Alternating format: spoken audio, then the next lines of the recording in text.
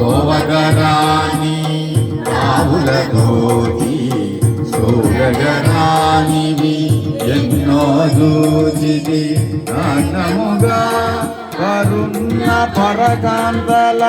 పరిశీలనగా పరికించితిని రగికేలి సలిపి సోలిన రమణుల ఎందెందరినో కొడగాంచితిని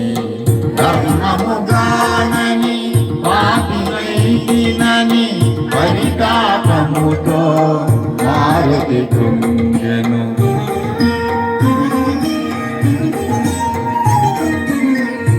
సుగతులతోడా సీతయుండగా బాలల చూడక వెదకుటలాగా